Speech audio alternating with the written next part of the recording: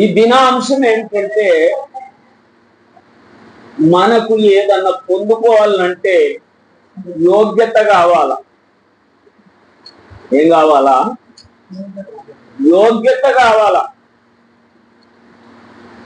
కనుక ఆ వాక్యాన్ని మన హృదయములకు తీసుకోవాలంటే కూడా వాక్యము ద్వారా, దేవుని వాక్యము ద్వారా మనం మేలు పొందాలంటే కూడా, వాక్యము ద్వారా మనం స్వస్థత పొందాలంటే కూడా, వాక్యము మన వ్యక్తిగత జీవితంలో అద్భుతము చెయ్యాలంటే కూడా వాక్యాన్ని ఈయన యోగ్యత కావాల.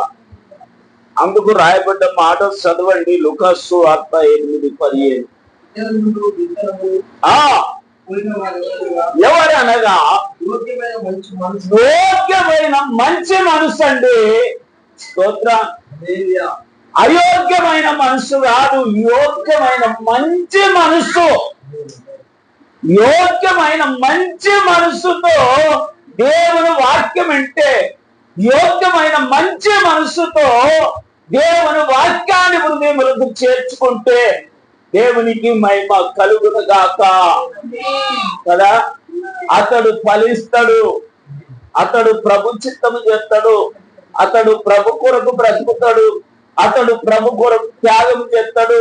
తన పొట్ట కూటి కొరకు పనిచేయడు, దేవుని కొరకు పనిచేస్తాడు.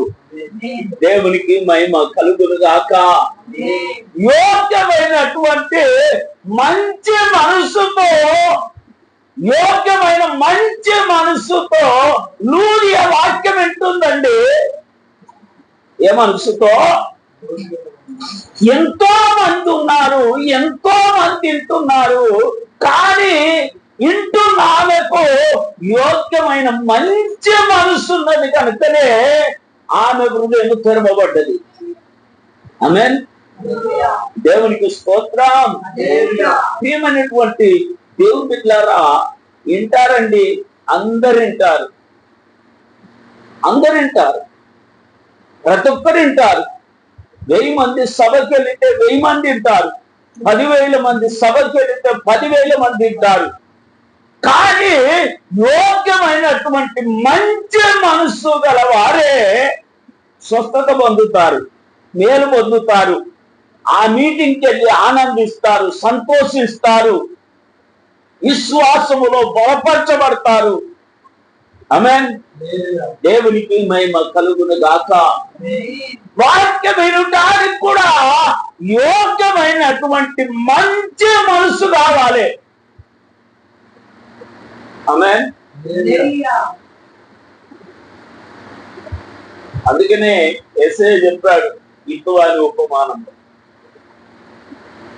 చెప్పుతుండగానట కొన్ని ముళ్ళ పొదలలో పడ్డాయట, కొన్ని రాతి నేల మీద పడ్డాయట, కొన్ని త్రోవ పక్కన పడ్డాయట. కానీ స్తోత్రం, మంచి నేలలో పడ్డ విత్తనము యోగ్యమైన మంచి మనసు. కనుక రాయబడ్డ మాట యోగ్యమైన మంచి మనసుతో వాక్యము వినాలి. అసలు దేవుని సన్నిధికి వెళ్ళేటప్పుడు హృదయాన్ని సిద్ధపరచుకొని వెళ్ళాలి, హృదయం సిద్ధపరచుకొని వెళ్ళాలి. ఆమేన్. చాలా మంది వెళ్తారు. ఈ దినాలలో నేను గమనిస్తున్నది ఏంటంటే, వాళ్ళకి దేవుడు కాదండి, పాస్టరే దేవుడు. పాస్టర్ కనబడతాయి సార్, పాస్టరే దేవుడు. చాలా అయోగ్యమైన మనసు, అయోగ్యమైన ప్రవర్తన, అయోగ్యమైనటువంటి వస్త్రాలు, అయోగ్యమైనటువంటి క్రియలు. నన్ను మనసులో మెచ్చుకోవాలి, నేను మనసులోనే ఆనందింపు చేయాలి అన్న మనసుతో వెళ్తున్నా. యోగ్యమైన మంచి మనసు ఏది? యోగ్యమైన మంచి మనసు గల వారు ప్రతి ఒక్కరు వాక్యం విన్నప్పుడు ఆ వాక్యము హృదయములో క్రియ చేస్తుంది, జీవితంలో క్రియ చేస్తుంది. ఎందుకంటే ఆ వాక్యం ఎంత స్పీడ్ గా పరిగెత్తుతుందట అంటే చాలా స్పీడ్ గా పరిగెత్తుతుందట. దేవునికి మహిమ కలుగును గాక. ఏమైనటువంటి దేవుని బిడ్డలారా, యోగ్యమైన మంచి మనసుతో వాక్యము వినాలి, హృదయాన్ని సిద్ధపరచుకోవాలి. ఏది దున్నబడిన నేలలాగా ఉండాలి. ఈ యోగ్యమైన మంచి మనసు కొరకు మనము దేవుని సన్నిధికి వెళ్ళేటప్పుడే ప్రార్థన చేసుకొని వెళ్ళాలా. స్తోత్రం. ఇలా కొన్ని మాటలన్నా నా హృదయంలో భద్రపరచుకోవాలి, కొన్ని విషయాలన్నా నా హృదయంలో తలపోసుకోవాలి. ప్రభా, యోగ్యమైన మంచి మనస్సుతో ఎప్పుడైతే వాక్యం వింటామో అప్పుడు కన్నీళ్ళు వస్తుంటాయి, హృదయం స్పందించబడుతుంటది, హృదయ రహస్యాలు బయటపడుతుంటాయి. ఇంకా కఠినత్వము కలిగి కఠినమైన మనసుతో వాక్యం ఏంటి ఏమి పని చేయదండి. ఎట్లుంటామంటే పందిరంలో సిలుకలాగా ఉంటాం.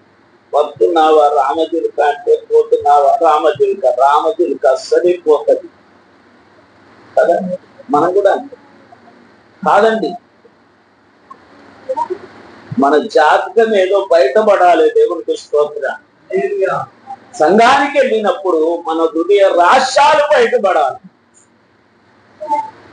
అక్కడ చూడండి, మేడగది దగ్గరికి 1000 మంది వచ్చారు, కానీ దేవుని వాక్యము యోగ్యమైన మంచి మనసుతో ఇన్న 3000 మంది మాత్రమే రక్షణ పొందారు. స్తోత్రం. 3000 మంది రక్షణ పొందారండి. ఆ వాక్యం వారి హృదయమునకు తాకింది, వారి హృదయంలో కూర్చుకున్నది, వారి హృదయాన్ని నొప్పించింది. ఈ దినాలలో వాక్యం నొప్పియద్దు. ఏం పాస్టరే ఎప్పుడు తింటూనే ఉంటాడు, ఎప్పుడు కోప్పడుతూనే ఉంటాడు. వాక్యం కోప్పడేదే, మరి మంచిగా బ్రతుకు అని చెప్పేది. పోయిన వారం దేవుడు మాట్లాడిండు కదా, వాక్యము హెచ్చరికపోడు కదా. హెచ్చరికపోడు ఏం చెప్తుంది? ఇక్కడ జాగ్రత్త, ఇక్కడ మలుపు ఉంది అని చెప్తుందా చెప్పదా? కనుక దేవుని బిడ్డలారా, దేవునికి స్తోత్రం. యోగ్యమైన మంచి మనసుతో మనం దేవుని వాక్యం విన్నప్పుడు మనం గుర్తించవచ్చు. విచారముతో వచ్చినటువంటి మన ఫేసులు ఆనందముతో ఉంటాయి. నేను ఒక ఇంటికి వెళ్ళాను, ఆమె బ్యాంకులో పనిచేస్తాడు. వెళ్ళినప్పుడు ఆ ముఖం ఎట్లుందంటే అంత పీక్కపోయినట్లుగా, పీడ్చుకపోయినట్లుగా, సంతోషము లేని వ్యక్తిగా, అంతా ఎట్లో విచారకరంగా ఆమె ఫేసున్నది. ఒక అర్ధగంట సేపు సంభాషించిన తర్వాత ఆ ముఖం పులకరించిపోయిందండి. నేను చెప్పాను, ఇప్పుడు నీ ముఖము దేవుని మాటలు వివరిస్తుండగా, దేవుని మాటలు మాట్లాడుతుండగా, దేవుని మంచితనాన్ని మనం ధ్యానించుకుంటుండగా నీ ముఖం పులకరించింది అని చెప్పాను. దేవునికి స్తోత్రం. మన ముఖ చర్మం మార్చబడుతుంది.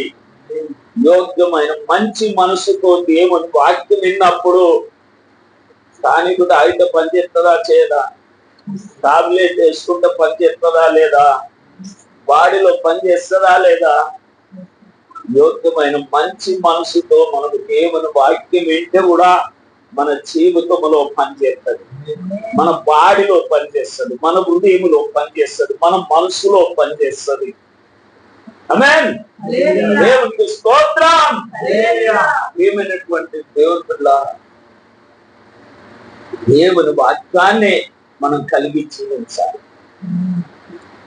కబడ్డీ పెళ్లికి తిరుగులు రారు, ధైర్యవంతులు అయితేనే వస్తారు. దేవునికి మహిమ కలుగును గాక. దేవునికి స్తోత్రం.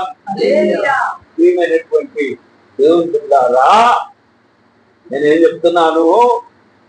యోగ్యమైన మంచి మనసు కావాలి. ఎటువంటి గిన్నెలు అన్నం వేసుకొని తినేస్తామా? ఏం చేస్తాం? ఫస్ట్ గిన్నెను గడుపుకుంటాం, శుభ్రంగా గడుపుకొని అన్నం వేసుకుంటే కొంచెం చేయి గడుపుకొని అన్నం తింటే ధైర్యం ఉంటుంది. ఓ శబాస్, నేను గిన్నె గడుపుకున్నాను, నేను చేయి గడుపుకున్నాను అన్న ఒక ధైర్యం ఉంటుంది. స్తోత్రం. కనుక ఏమైనటువంటి దేవుని బిడ్డలారా, మన హృదయం సిద్ధపరచుకొని దేవుని సన్నిధికి రావాలి. దేవునికి మహిమ కలుగును గాక. యోగ్యమైన మంచి మనసు మనకు కావాలి. దేవునికి మహిమ కలుగును గాక.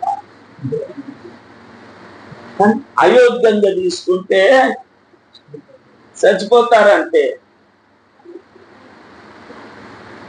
ఆగిట్లమంట డొమ్ డొమ్. ఇంకా పాట ఏంటి? పరదేశులము ప్రియులారా, అట్లుంటది కథ. అంటే ఆత్మీయంగా ఎంతో మంది చనిపోతున్నారండి. శరీర విషయంలో కాపువచ్చు, ఆత్మీయంగా ఎంతో మంది చనిపోతున్నారు. అవన్నీ దేవుడు హెచ్చరించలేదా? నువ్వు తిన్న దినమున సత్తవు. ఆదాము హెచ్చరించలేదా? రోమా 12:17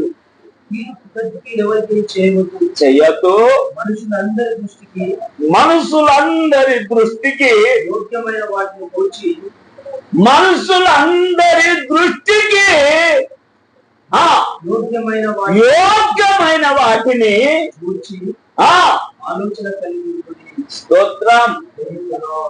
మనుషులందరి దృష్టికి, కొందరు దృష్టికి కాదు. పాస్టర్ ముందే నటించద్దు. మనుషులందరి దృష్టికి, చుట్టుపక్కల వారి దృష్టికి, ఎదటి వారి దృష్టికి, రక్త సంబంధుల దృష్టికి, మనల్ని గమనించే వారి దృష్టికి, మన కొరకు కనిపెట్టుకునే వారి దృష్టికి ఎట్లుండాలట? యోగ్యమైన వాటినే,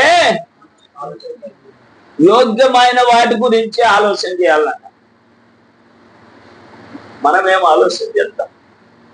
వీడు కీడు చేశాడు కదా, దీన్ని ఎట్లా చూసుకోవాలి, దీన్ని ఎట్లా చేయాలి? క్రైస్తవులై ఉండి క్షమించే గుణమేది?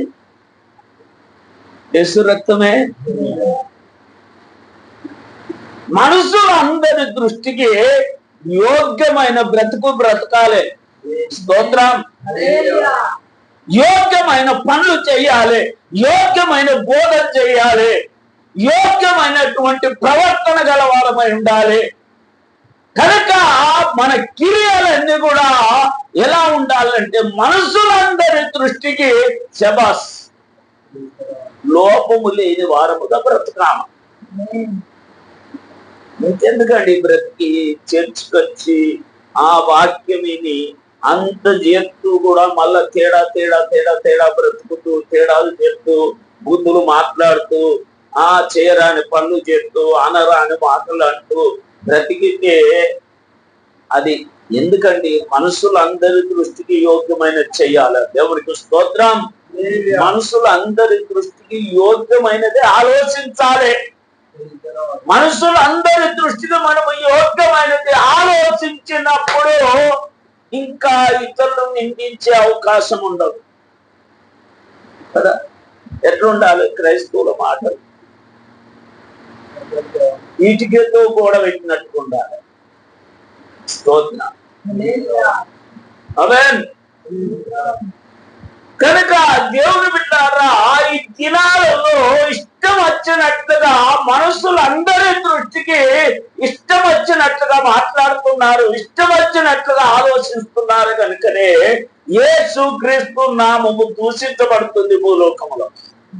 ఎవరిని బట్టి? ఎవరిని బట్టి? మిమ్ములను బట్టే కదా అన్యత్వముల మధ్యలో నా నామము దూషించబడుతుంది.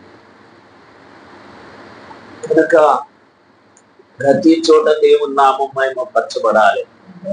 దేవునికి స్తోత్రం. దేవునికి మహిమ కలుగును గాక. ఎంత పాటి వారైనా మనం ఇంతున్నా ఎంత పాటివారైనా మాటలో యోగ్యమైన మాటలు అయితే అందరు అంగీకరిస్తారు. దేవునికి స్తోత్రం. ఎవరు ఎదురు జవాబు చెప్పరండి. ఆమేన్. దేవునికి మహిమ కలుగును గాక. ఎవరు ఎదురు జవాబు మనకు చెప్పద్దు. యేసయ్యకు చెప్పారా? ఎదురు చెప్పారు. మేము మాట్లాడుతుంటే ఆయన మాట్లాడుతుండయా, ఆయనతో మాట్లాడడానికి మాకు వీలు కాలేకపోయింది. ఆయన మాట్లాడినట్లుగా ఎవరు మాట్లాడతలేరు. దేవునికి స్తోత్రం కదా. ఆయన మాట్లాడినట్లుగా ఎవరు మాట్లాడతలేరు. మనుషులందరి దృష్టికి స్తోత్రం. ఆయన మాట్లాడినట్లుగా ఎవరు మాట్లాడతలేరు. ఆ కుటుంబం జీవించినట్టుగా ఎవరు జీవించారు, ఆ కుటుంబం ప్రవర్తించినట్టుగా ఎవరు ప్రవర్తించారు. అంటే మనం బస్తులో గాని మన ఊళ్ళో గాని ప్రజలందరికీ ఎట్లా ఉండాలి? మనము యోగ్యమైన వారముగా, మంచిని అనుసరిస్తున్న వారముగా ఉండాలి. దేవునికి స్తోత్రం. మంచిని చేసే వారముగా ఉండాలి. నిన్ను బట్టి నీ ప్రాంతంలో, నీ ఇంటిలో, నీ బంధువుల మధ్యలో, నీ సంఘం మధ్యలో దేవుని నామం మహిమపరచబడాలి. మనుషులందరి ఎదుట యోగ్యమైనది ఆలోచించాలి. దేవునికి స్తోత్రం. యోగ్యమైన పనులే చేయాలి. కనుక దేవుని బిడ్డలారా, ఈ రాత్రి కాల సమయం ఈ వాక్యాన్ని బట్టి దేవుడు మనకు నేర్పుతున్నటువంటి విషయం ఏంటంటే, యోగ్యమైన మంచి మనసు. మంచి మనసుతో వాక్యం అంటే, వాక్యమే మనసులో మార్పు తీసుకొస్తుంది, ప్రవర్తనలో మార్పు కలుగుతుంది కదా, బ్రతుకులో మార్పు కలుగుతుంది, మాటలో మార్పు తీసుకొస్తుంది వాక్యం, చూపులో మార్పు తీసుకొస్తుంది వాక్యం, క్రియలలో మార్పు తీసుకొస్తుంది వాక్యం. వాక్యం మన జీవితానికి యూరియా. అది చల్లితే 3-4 రోజులకి వరి పచ్చగా అయిపోయింది. ఎందుకు పచ్చదనం అనే ఆ ప్రేమ, ఆ తగ్గింపు, ఆ ఓర్పు ఎందుకు ఉండలేదు మనలో?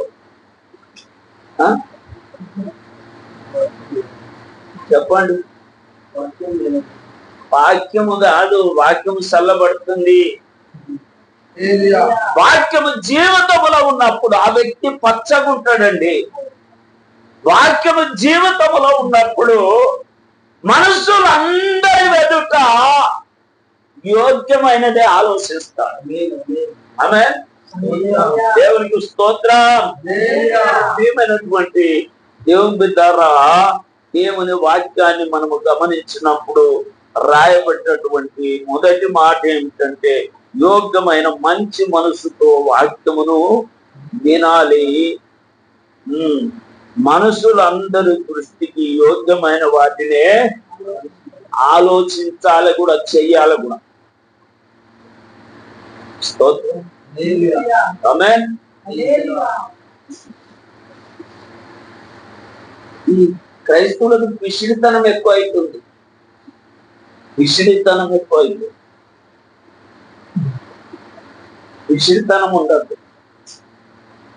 బైబిల్లో ఎవరికి పిసిడితనం లేదు. పిసిడితనం ఉన్న వాళ్ళు దీవించబడరు. పిసిడితనం అనేది పెద్ద దరిద్రత. ఈ జగ్గేకు పిసిడితనం మొత్తం తీసుకొచ్చి అంత ఇంట్లోనే నింపుకునేవాడు. ఎవరికి ఏమి ఇచ్చేవాడు కాదు, మొత్తం ఇంట్లోనే కదా. యోగ్యమైన మంచి మనసుతో యేసయ్య మాటలు విన్నాడు. యేసయ్య మాటలు హృదయంలో పనిచేసినాయి, తలంపులో పనిచేసినాయి, ఆలోచనలో పనిచేసినాయి, హృదయంలో పనిచేసినాయి. కనుక వెంటనే అంటున్నాడు, ఎంత 4 గంటలు వచ్చాడు. దేవునికి స్తోత్రం. పనిచేసింది. ఆ పిసిడితనం పోయింది. పిసిడితనం పోవాలి. యేసు రక్తమే. ఏదన్నా అండుకుంటే, మంచి కూర అండుకుంటే బయటలోకి పెట్టాలో, ఒకరిద్దరికన్నా పెట్టాలా. పిసిడితనం ఉండద్దు. అప్పుడు మనుషులందరూ నేను చెప్తున్నానండి, మనుషులందరి దృష్టికి మనం యోగులం కాలేము కదా.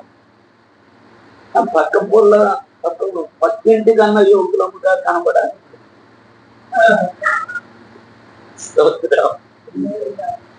ఇది ప్రారంభం, పక్కింటి నుండి ప్రారంభం.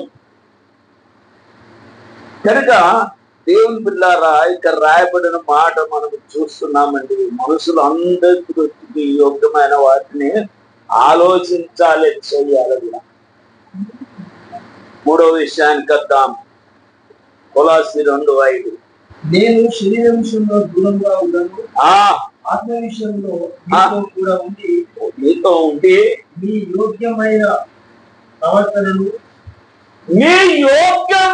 ప్రవర్తనను క్రీస్తునందలి మీ స్థిర విశ్వాసమును చూసి ఆనందించుకున్నాను. ఆమేన్.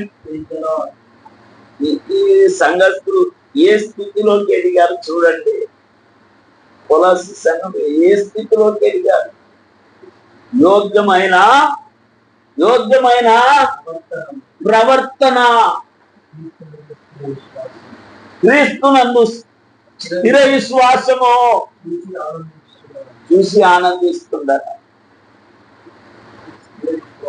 క్రీస్తునందరి స్థిర విశ్వాసం, దాన్ని బట్టి ఆనందిస్తున్నారు. కానీ ఈ దినాలలో ఉందా ఆనందం? ఉందా? సేవకుడికి ఆనందం ఉందా?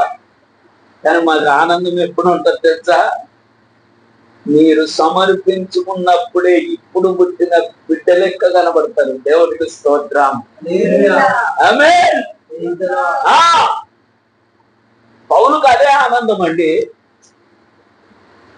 ఆమేన్. దేవునికి స్తోత్రం. ఇప్పుడు అదే వద్దు. కానీ పౌలు తపన, ప్రసవేదన ఏంటంటే, కొందరు నన్ను సంపూర్ణులుగా చేసి ఆయన ఎదుట, కొందరు నన్ను లోకానికి వేరుగా చేయాలి, కొందరు నన్ను లోకము నుండి విడిపించాలి. సువార్త అంటే ఏంటి? కొందరు నన్ను రక్షిస్తే సువార్త. స్తోత్రం. ఇది ఎప్పుడు మారేది, ఎప్పుడు మారేది. బంగారం మార్పు కొడితే బంగారమే మారుతుంది, ఎండి మారుతుంది, లోకం మారుతుంది, మనుషులు మాత్రం మారుతారు. ఆ సంఘాన్ని బట్టి, ఆ సంగతులను బట్టి కదా, వారి యోగ్య ప్రవర్తనను బట్టి, వారి స్థిర విశ్వాసమును బట్టి సేవకుడు ఆనందిస్తున్నాడండి. దేవునికి మహిమ కలుగును గాక. ఇప్పుడు ఎవరిని సరిచేసేది లేదు. వాడు ఎట్లా నన్ను పాయింట్ చేసుకొని రాని, ఎట్లా నన్ను పట్టలు తొడుక్కొని రాని, ఎట్లా నన్ను చుట్టూ పెంచుకొని రాని ఏమనద్దు. కానీ అది పద్ధతి కాదు. తేడా కనపడ్డ వాటిని గద్దించేవాడే సేవకుడు. స్తోత్రం. యోగ్యమైన మంచి ప్రవర్తన అతనిలో కనబడే అంతవరకు గద్దించాలి. ఆమేన్. స్తోత్రం. నా విషయము దేవునికి తెలుసు, నా సమర్పణ దేవునికి తెలుసు, నా త్యాగము దేవునికి తెలుసు. ఆయన ద్వారా పొంది మేలు పొంది నేను ప్రకటిస్తూ విశ్వాసముతో ప్రకటించే విషయాలు నా దేవుడు గమనిస్తున్నాడు కనుక నాకు ఎల్లప్పుడూ మేలు చేస్తాను. ఆమేన్. దేవుడికి స్తోత్రం. ఆ సంఘస్థులు ఎట్లున్నారట? యోగ్యమైన ప్రవర్తన.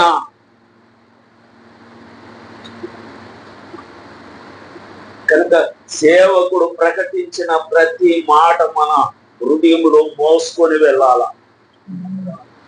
ఇడిచిపెట్టి వెళ్ళద్దు. చాలా మంది ఇడిచిపెడతారు. విచ్చలవిడి జీవితం అండి. చర్చకు వచ్చి విచ్చలవిడి జీవితం నేను చూశాను. విచ్చలవిడి బ్రతుకు. యోగ్యమైన ప్రవర్తన,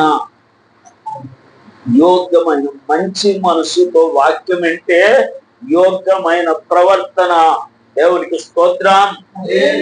దేవునికి మహిమ కలుగును గాక. యోగ్యురాలే తన పిరమిడ్కి కిరీటం. యోగ్యురాళ్ళం అయితేనే పిరమిడ్కి ఏమైతాము? కిరీటం. యోగ్యురాలు తన పిరమిడ్కి ప్రియమైనటువంటి దేవుని బిడ్డలారా, ఒక కిరీటముగా మనం ఉండాలి. దేవునికి స్తోత్రం.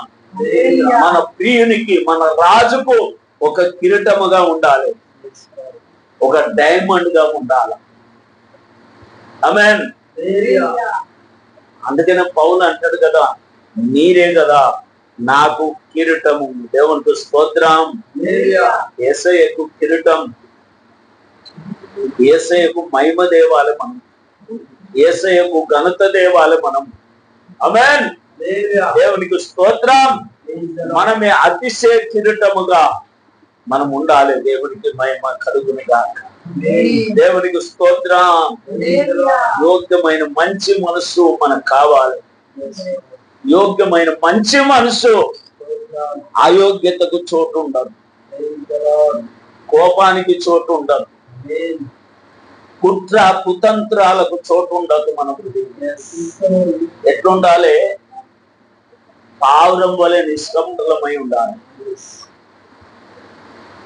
అన్నిటికీ సేద ఉంది కానీ పావురానికి అసలు క్రైస్తవులకు సేద అనేది ఉండదు, సహించలేని తనం అనేది ఉండదు. కొందరు తన కుటుంబం వారితో మంచిగా మాట్లాడతారు, ప్రేమగా మాట్లాడతారు. కానీ ప్రతి క్రైస్తవులు మన కుటుంబం, మనం ఒక్క ఇంటి వారం. దేవునికి స్తోత్రం. ఒక్క ఇంటి వారం, ఒక్క రక్తములో కడగబడ్డ వారం, ఒక రాజ్యములో ఉండబోతున్నాం. మనము తినే రొట్టె ఒకటే, మనము తాగే ద్రాక్ష రసము కూడా ఒకటే. దేవునికి స్తోత్రం. మనం ఏకజనం.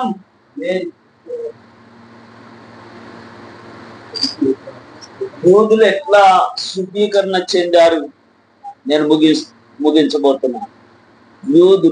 యూదులు అంటే శ్రేష్ఠులే కదా. యెరూషలేము పట్టణంలో శ్రేష్ఠులు, పరిశుద్ధులు, పవిత్రులు, నిష్ఠ కలిగిన వారు. అవునా కాదా? ఎట్లా అయ్యారు?